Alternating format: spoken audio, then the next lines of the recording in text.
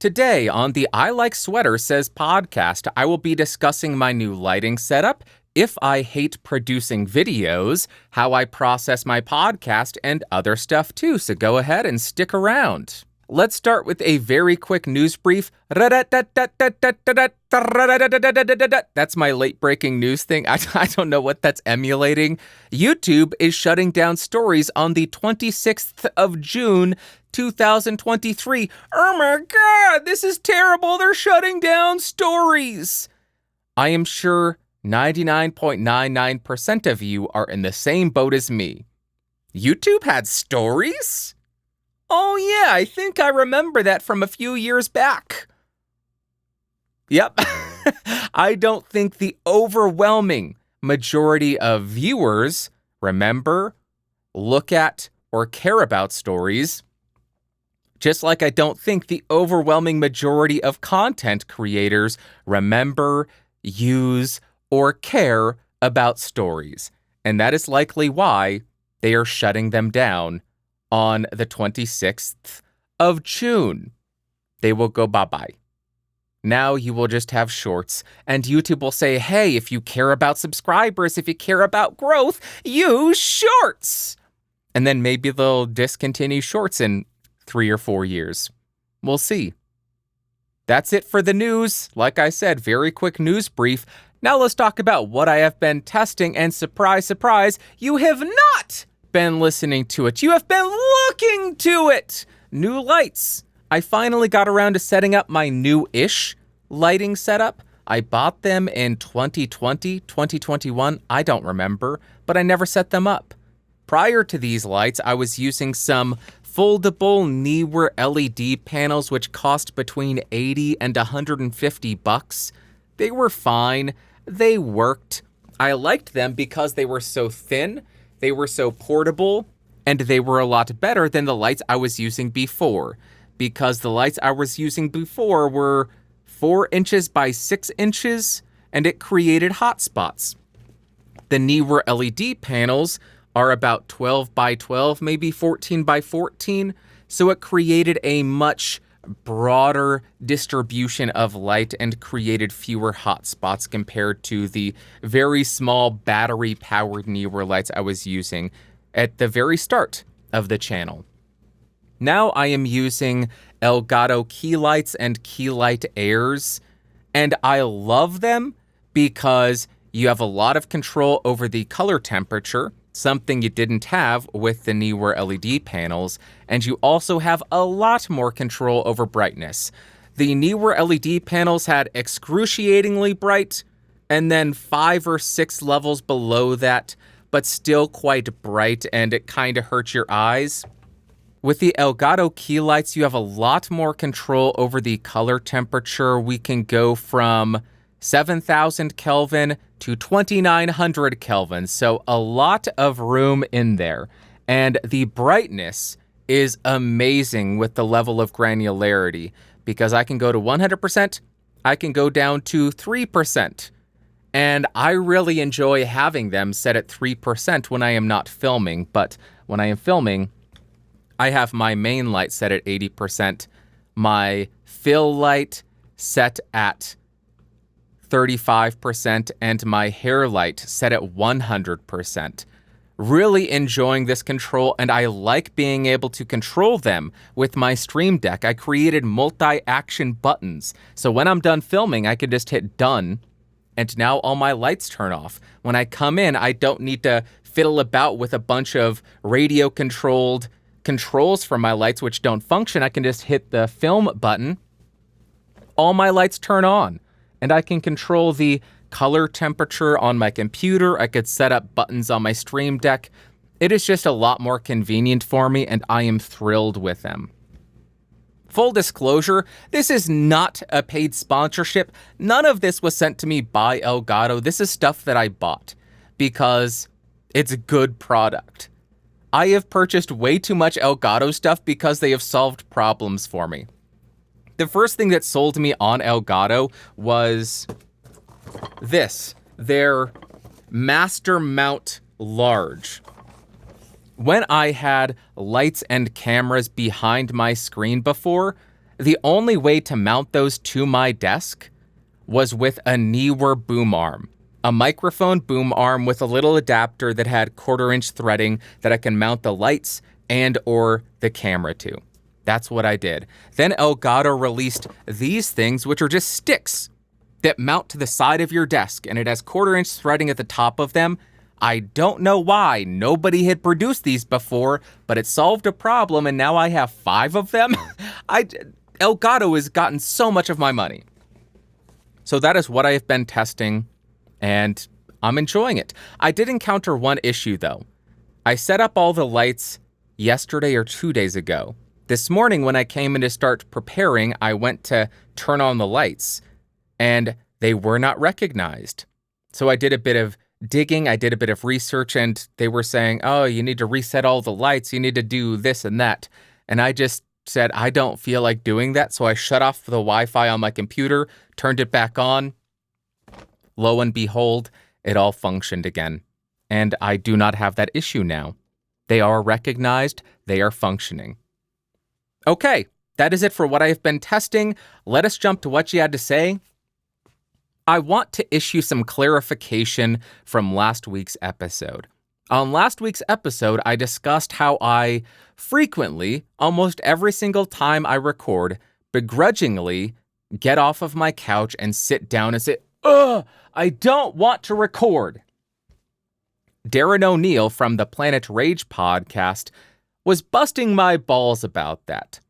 And he was just busting my balls, but if he was busting my balls, I am assuming somebody else may have misinterpreted why I was explaining that, or why I do that, why I experience that, why I don't want to record sometimes. It is not because I hate producing videos. It is not because I hate making podcasts.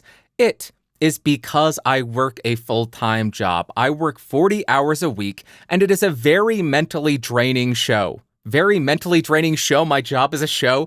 Very mentally draining job. So by the end of my workday, I am exhausted, and I want to sit down and just unwind and shut my mind off for the rest of the night. That's what my body is telling me to do. So I have to say, ugh, I don't want to do this, but force myself to get up. And the reason that I groan and the reason why I am begrudgingly doing it is because my body is saying, hey, dude, hey, Ed, stop. You need to relax. You need to recharge. You can't be working so much. But I force myself to ignore that. And groaning is a way of vocalizing it, and that helps. I guess it's kind of like that study that I don't even know if it's true. Groaning or screaming while you're lifting weights, because I don't lift weights, so I don't know if it's true. But screaming while you lift weights helps. It's kind of the same thing. I don't want to do this.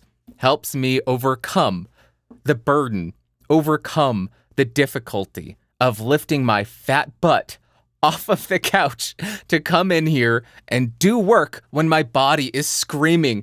Every inch of my body, every inch of my mind is screaming, hey, Dick, stop it. So no, I do not hate making videos. I do not hate making podcasts. My body and my mind simply hate me because I don't allow it time to rest. I don't allow it time to recharge. I don't allow it time off because I don't have the ability. I don't have the luxury of offering it time off because I work the day job. And I also want to make all this content. And in order to accomplish that, I can't afford it the time to relax and recharge and do what it wants, which is sit on its butt all day long, all evening long after a full day of work. Just wanted to issue that clarifying statement in case anybody misunderstood me last week and thought, oh, geez, Bandrew hates making content. What a jerk. He just does it for the money. Nope, there's not much money in it. Okay, first comment comes from Net Pagan, and the second comment comes from Master of Reality. Net Pagan says, for me, the reason they're doing bad is they got too political or decided to die in certain ideological hills, which turn viewers away from the content in general, not just the podcast. And Master of Reality says, well, I wonder if NPR being biased has something to do with it. Thank you both very much for the comments. I think you're touching on something which may be true, but I also think it's incorrect. What I mean is, it's probably a guaranteed law at this point that when any news outlet gets too political, gets too set in their ways, they're going to lose audience members. They're going to alienate people and they're going to move on. When they become too biased, people are going to move on because they don't like that. I don't listen to NPR, so I have no idea if they are biased. Let's assume they are. If they are biased and they do alienate their audience, do you really think they would go from millions of downloads on one platform to 100 on another? I will bet $50 that they have not alienated people so that only 300 people listen to their shows.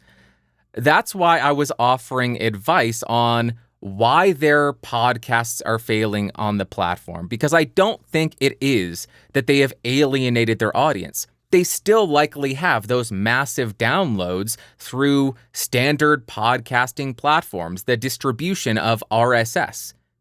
They are only failing on YouTube because the content they're publishing to YouTube is not made for YouTube. It is not appealing to the average YouTube viewer. And given the commentary that we hear so much that YouTube is some kind of leftist hellscape where they ban any kind of conservative viewpoints, they ban any kind of conservative talk show hosts or commentators, wouldn't you expect that left-leaning content to do extremely well on the platform? So either that commentary, either that idea that YouTube is a leftist hellscape is completely wrong, or the content failing from NPR and Slate has nothing to do with the ideological leaning of those companies, of those podcasts, and it has to do with the content just not being designed for what people want on that platform. So that's my take on it. You may be right. Maybe these podcasters are biased. Maybe they're leaning one way and alienating everybody. But I can assure you they have not alienated so many people that only 100 people are listening to their shows. They're likely still getting millions of downloads through the standard podcast distribution method. Thank you very much for the comments. Let's jump to the next one from Turn the Tide. He says, I usually listen to the BSP on the way to work by downloading from the YouTube app, but I would download it from YouTube Music if I could find it on there. Maybe YouTube doesn't want your show outside of the US? Turn the Tide, thank you very much for this comment. This brings up a point that I keep forgetting. When I was criticizing YouTube Music's podcast download stats, I should have pointed out that YouTube Music podcasting or YouTube podcasts are currently only available in the United States. That is going to heavily impact the download statistics. It's still pretty bad though, because one download in all of the United States for my show. I also checked Podcastage because YouTube just randomly decided, well, I guess this playlist will be a podcast. I don't know why. But I have a number of podcast playlists on Podcastage. I didn't do it. YouTube did. So I checked, what are the YouTube Music stats looking like on Podcastage? A channel with 300,000 subs. It gets 400 to 500,000 views per 28 days. 10 listens in YouTube Music. So in the United States, it does not appear to be picking up. Maybe the rollout is not complete. Once it goes international, perhaps those stats will be a lot better, and these shows from NPR, from Slate, from Geeks Rising will be massive hits. Who knows? But based on the current rollout, stinky. Thank you very much for the comment and allowing me, or reminding me, to point out it's only available in the US. Next, we have a comment from Aberdanged. He says, you turned into an old Southern lady when you said, oh gosh, that tube mic. I am not 100% sure what you are saying, but the way that I interpreted this is the way I pronounced Mojave. made me sound like an old Southern lady. It's a Mojave MA200. And that reminded me of something, and I just feel like sharing it with you. Back in the aughts, I was on tour with my band, and we were touring in Texas, and we were trying to get to Amarillo. And we had no idea how to get to Amarillo, Texas, so we went into a gas station, and we all said, hey, how do you get to Amarillo? How do we get there? And the guy behind the counter was like, what the heck are you talking about? I don't know what that is. And we said, we're trying to get to Amarillo. And they just, what is that? Amarillo, Texas. And they said, do you mean Amarillo? We said, oh, okay, yeah, Amarillo, Texas. So it's not a Mojave, it's a Mojave. It's a Mojave MA200, just like it's Amarillo, Texas. There you go. I don't know why I'm sharing that with you. Now you know if you ever go to Texas, it's not Amarillo, it's Amarillo. Say it right. Speak like the natives. All right, let's go to the next comment from Sean Webb. He says, I was following a podcast company's YouTube channel for a while, and their numbers were horrible.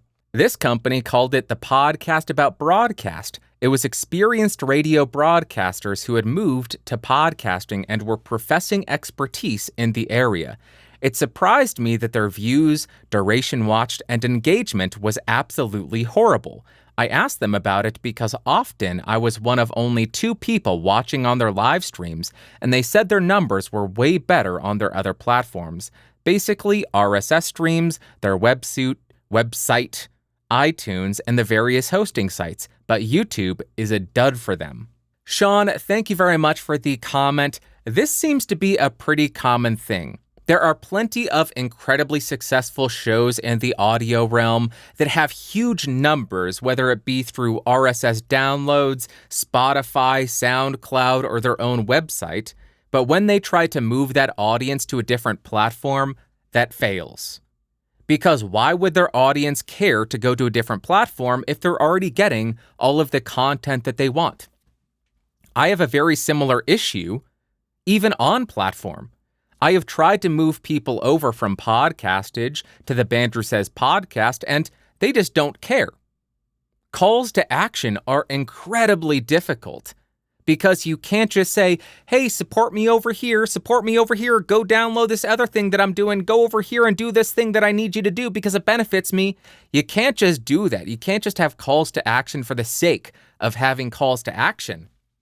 You need to have calls to action and frame it in a way that benefits the person who you are asking to take that action. How is going over to this audio podcast going to benefit the person you're asking to do that? How is that podcast viewer, the Podcastage viewer, going to benefit from going over and actually subscribing to the Bandrew Says podcast? That's why I don't start any of my videos with, hey, smash that like button, smash that subscribe, go ahead and go over here and give that advertiser money.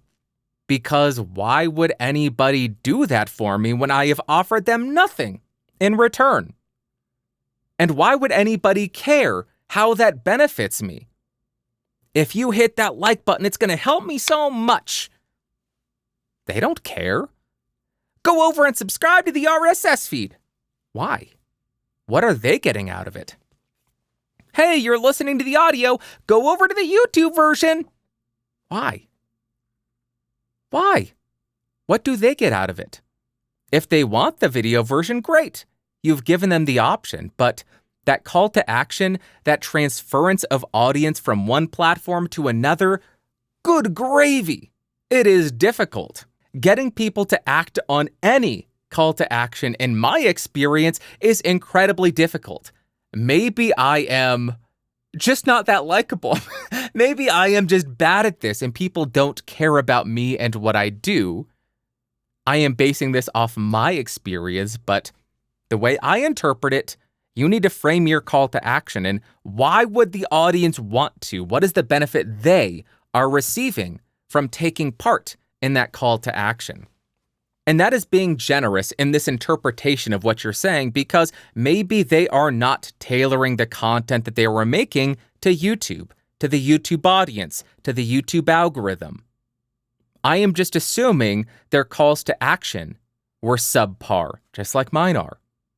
My calls to action stink. But I don't do this for money. I don't do it for views, so I don't care.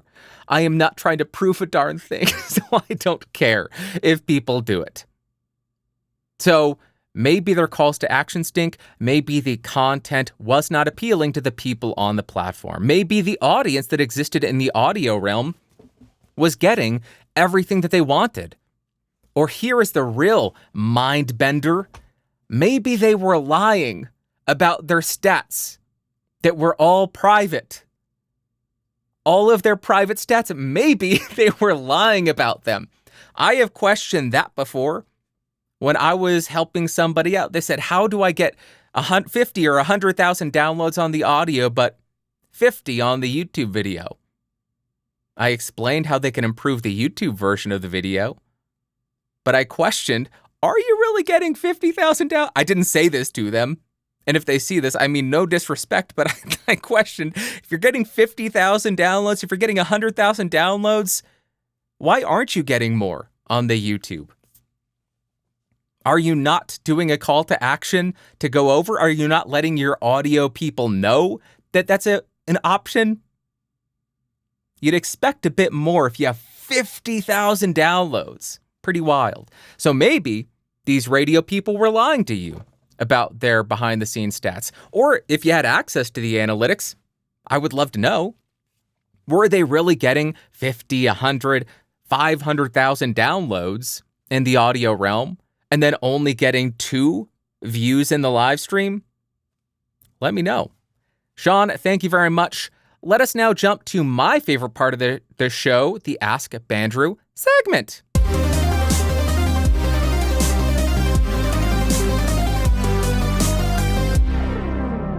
Welcome to the Ask Bandrew segment, the segment where you ask me, Bandrew, and I attempt to answer you. If you want to have a question answered or attempted to be answered, go to askbandrew.com. Askbandrew.com. Askbandrew.com. We are running low on questions. We are running low on submissions. So go get your questions submitted and I will answer them, most likely. We have a number. Oh, I should say, send in audio and video if you please, because you get a break from hearing me read. We get to hear how you sound. We get to see how you look. It's wonderful. First, we have an email from Marco. He says, "Hi, Bandrew. Hope you're swell. May we get an update on how I process my podcast segment? Noticed you did one 4 years ago and another 2 years ago. Perhaps we can get another? Your work is easily enthralling. Stay awesome. In appreciation, Marco." Marco, thank you very much for the email. Thank you very much for the question. I will oblige. I will do this every 2 years. Just remind me 2 years from now. Let's go to Past Bandrew and walk through my current processing for my podcast. Now we are in my DAW and I have opened up my podcasting template and I will walk you through the processing signal path that I do. The signal chain has gotten a bit more simplified since the last time I did this, and I am just playing around, trying to see what I like and experiment with new processing options, new types of compressors to see if I like one better than the other, and this is what I am currently using. First up, I have RX10 mouth declick. All this is doing is removing a bit of those disgusting mouth clickies because I find them repulsive. I will go ahead and output the clicks only so you can hear what it's actually removing from the recording.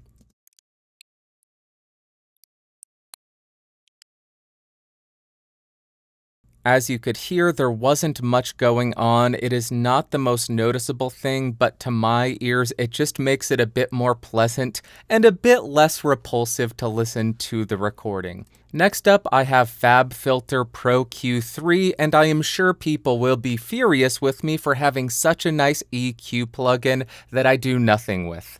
All I have on this plugin is a 65 Hz high-pass filter at 12 dB per octave. This removes unnecessary low-end rumble and just cleans up the recording a bit. If I was smart, I would be using a free plugin for this, but I purchased this a while back, and I'm going to use this over other plugins. I don't do much with it. Next, I have the FabFilter Pro G, which is a gating plugin. I use this more as an expander to try to lower the noise floor just a little bit. I have looped a portion of this sample where I am not speaking so we can hear how much of the noise floor it decreases. I will play this short snippet without the gate engaged, and then play it with the gate engaged, and you should hear quite a drastic change in the noise floor. First without, and then with.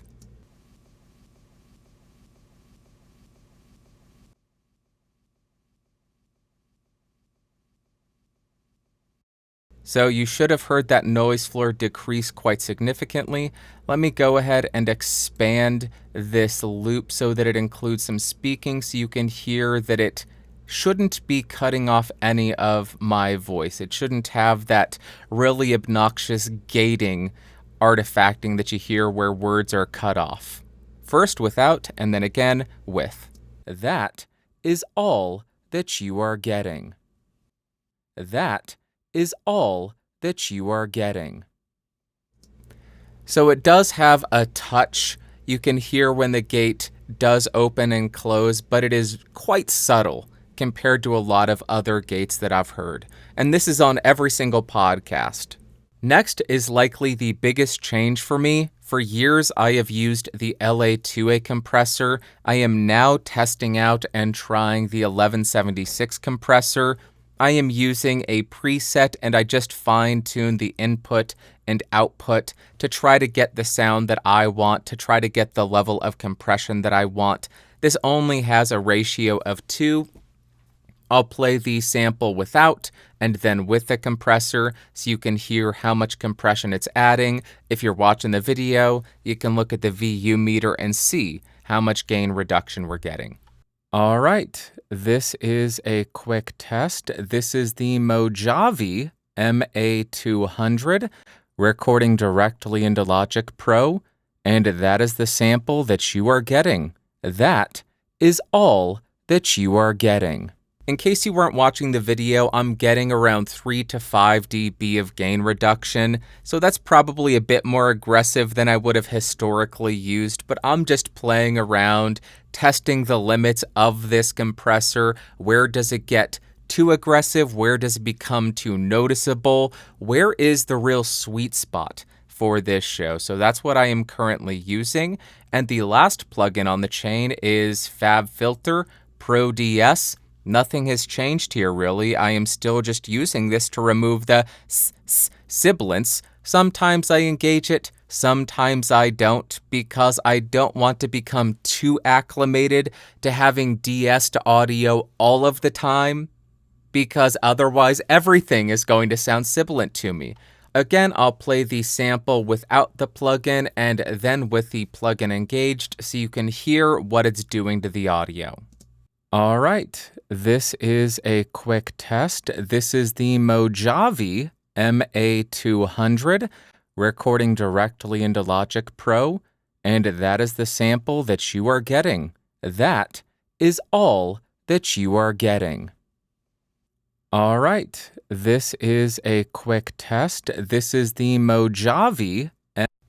It just tames those S's a little bit and makes them slightly less sharp. And on the Mojave MA200, which has a lot of top end, it does tame that quite a bit. We're getting about 3 dB of reduction there.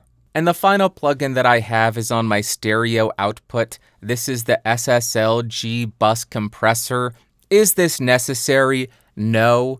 I have 2 tracks in my podcast. I have my spoken word and then the intro outro music. I do not need to glue tracks together because there's 2 of them and they're not meant to sound like the same track. It's not meant to be glued together, but I just do this because why not? I use a preset Richard Chaikey mix glue and I'm getting very minimal compression. I will play it without and then with the mix glue. All right, this is a quick test. This is the Mojave MA200, recording directly into Logic Pro, and that is the sample that you are getting. That is all that you are getting. It doesn't do much. And the final step of processing that I do is loudness normalization, which is something that a lot of podcasts still need to learn about. I used to use Auphonics desktop app, which was great.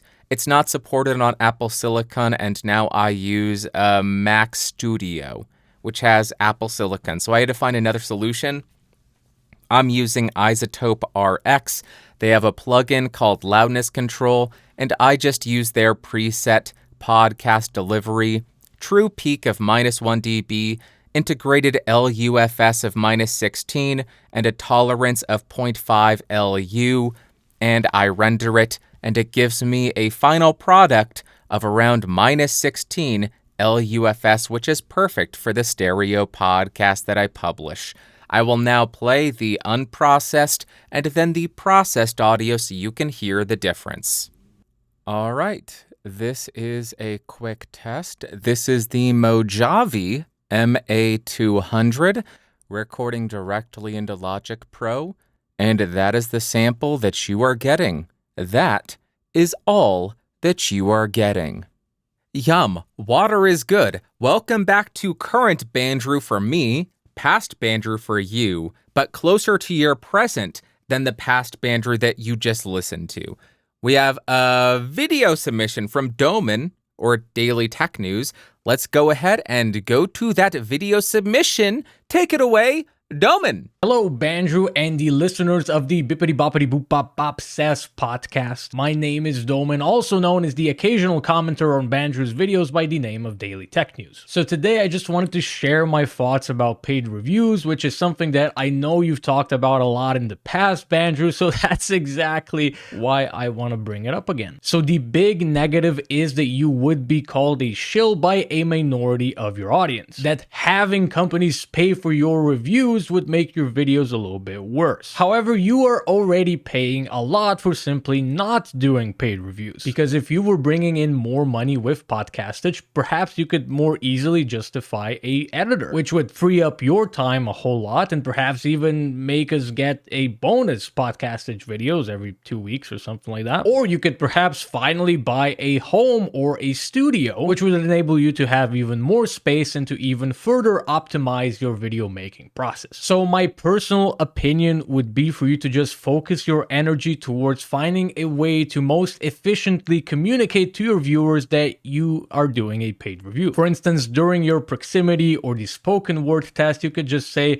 for full transparency, this company X has sent me this microphone. They have paid for this review. That in no way, shape, or form affects my opinion. It just means that they are paying me to take my time and review their product. But of course, paid reviews do mean that there will be a minority of people that will be calling you a shill. However, like Marcus Aurelius said, to expect bitter and such people to not be bitter and such is like expecting an olive tree to not bear olives. Now, it could deviate from its standard behavior and not do so, but most likely it is going to bear olives. And the way that I personally deal with such comments is if someone just doesn't have the appropriate knowledge about the topic, I just don't care about their opinion on the said topic. For instance, in the computer processor space, there is AMD and Intel, and AMD is currently way more popular than Intel. So back in October, I made a video just saying like, hey guys, maybe slow down on the AMD hype. You know, this is a company, they don't actually care about you. And if you actually look at Intel, in certain price points, you are getting more value for your money. And oh boy, did I receive a lot of backlash. I mean, people calling me an Intel shill was the lightest thing that I was called. However, I just asked myself, were my intentions good? Well, yes, I was just trying to inform people to try and get them to have the best value for their money if they're going to be buying a processor. And then are these people informed enough about the topic to be sharing their opinions so confidently? And if they are unable to provide a good argument, I just do not care about their opinion because there's already too many great quality opinions out there that you can't actually view all of those. So to wrap it up, I think you should be looking into paid reviews reviews because I think the pros outweigh the cons, because down the line this could improve your channel and your life, and I'm pretty sure that anyone's opinion that would actually matter to you is gonna remain the same. So that's just what I think anyway. So Bandrew, I hope you and your viewers have a wonderful day. Doman, thank you very much for the video submission. I really do appreciate it. Video submissions are my favorite because not only do you get a break from hearing me talk, you get a break from looking at my face. The suggestion, I should do paid reviews because it could improve my channel by allowing me to hire an editor or buy a home with more space for the studio. First thing I want to say, thank you very much for the suggestion, and thank you very much for the massive vote of confidence. I do have to agree with you. Accepting massive bundles of cash from companies to do quote-unquote reviews would afford me the opportunity, would afford me the ability to hire an editor, to lighten my workload, and most likely to buy a home and have more space for the studio. But as it's abundantly clear, because I've talked about this in the past, I don't like the idea that money changes hands between a reviewer and a company that is being reviewed, because that makes the relationship very questionable. You may be the most ethical person, you may be the most moral person, you may be the most transparent person, but that relationship existing, that monetary change, the change of money between reviewer and company being reviewed, it muddies the water too much for me. It makes it a bit too murky, and I don't like that. I like to think of myself as being a highly ethical and highly moral person who is incredibly transparent with how my channel is run, with my relationships with companies, and over years, I hope that has developed a certain level of trust. But at the same time, I have never had a company dangling thousands of dollars in front of me saying, that negative thing right there, how about you ignore that this time around? How about you ignore that? $4,000 isn't enough? How about $5,000? Can you ignore it now? I've never had that. I have also, just like I've never had a video earn me $5,000. So if I had that amount of money dangled in front of me, what if I then found out, wait a second, I guess I'm not as ethical and moral and as stand-up of a guy as I once thought I was. I'd like to think that I would be able to say, give me the check. I'm going to ignore your requests. I will review it like I review everything else. Pros, cons, disclosures, all of it. There's the information. But then what if the company says, we didn't like it, we're not going to pay you. We didn't like it, we're not going to give you the opportunity to earn that $5,000 next go around. And what if I'm used to that? 4 videos a month? That's $20,000 every single month. $5,000 a video, rather. $20,000 a month. Going from a few $100s a month in pay to $20,000? I don't want to see how I would behave with that level of temptation. It's the same reason why I have zero desire to do drugs. Because what if I end up loving it? What if I end up loving it? And what if I end up loving earning 20 grand a month?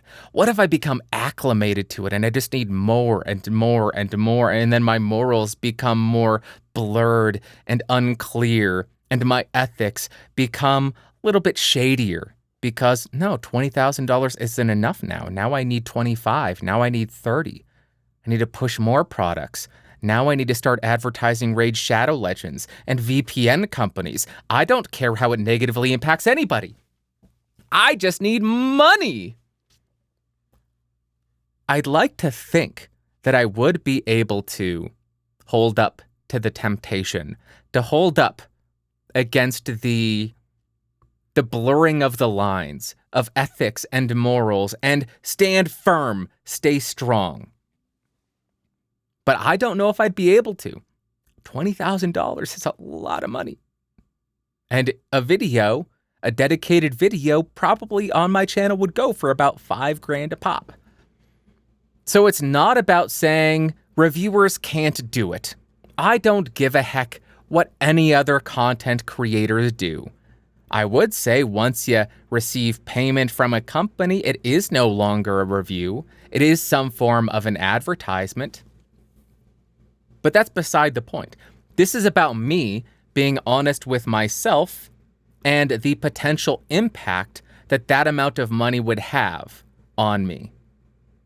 And because I am an independent content creator, because I don't have any compartmentalization between ad sales, between marketing, between anything, it is just me.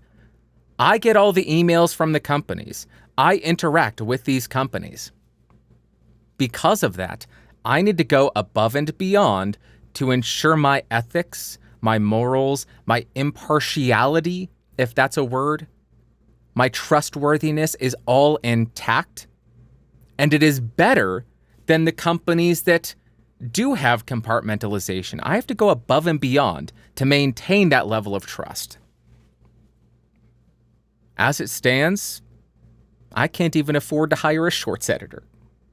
Having that level of income would be nice. And whenever I go on Twitter, there are so many threads. Oh, here's how much money you're making. Oh, here's how you get better click-through rates. And then you earn billions of dollars. And I see people discussing how much money they make. I question how I've handled YouTube.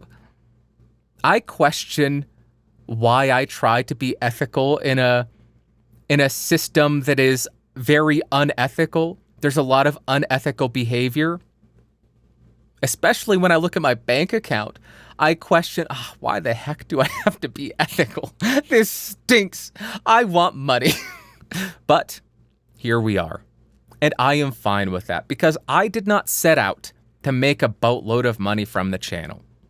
I did not start making reviews to make a boatload of money. I started making videos to help people make more informed decisions, and I do everything within my power to ensure that nothing outside of myself and my experience with the gear that I'm testing influences that review, influences my opinion. I don't care if a company stops sending me crap. I'll buy the heckin' thing if I want to review it. I'll buy the heckin' thing if enough people request it. So I have zero obligation to any of these companies as it stands. It's just nice to just shows up. Okay, now I can review it and be as honest as possible and share my opinions with the world. Zero impact on me. I know people will disagree with me. No, that is impacting your opinion.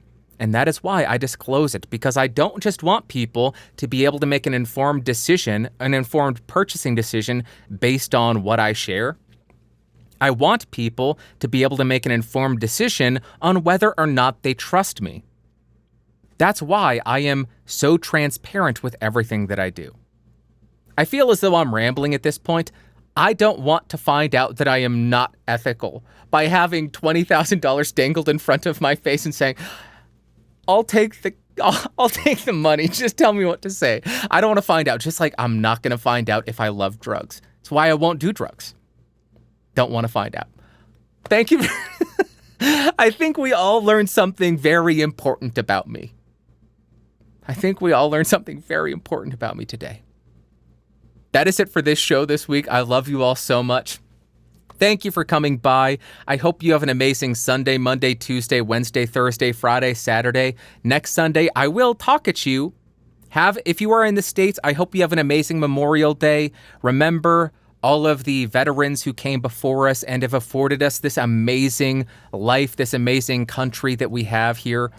We are very fortunate. I hope you have an amazing Memorial Day. I will talk to you next week. Bye-bye. Whoa, whoa, boop.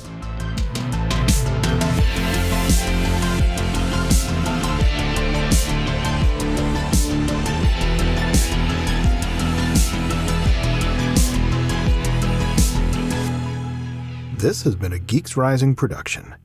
Your executive producer is Bandrew Scott. For more information head over to www.geeksrising.com.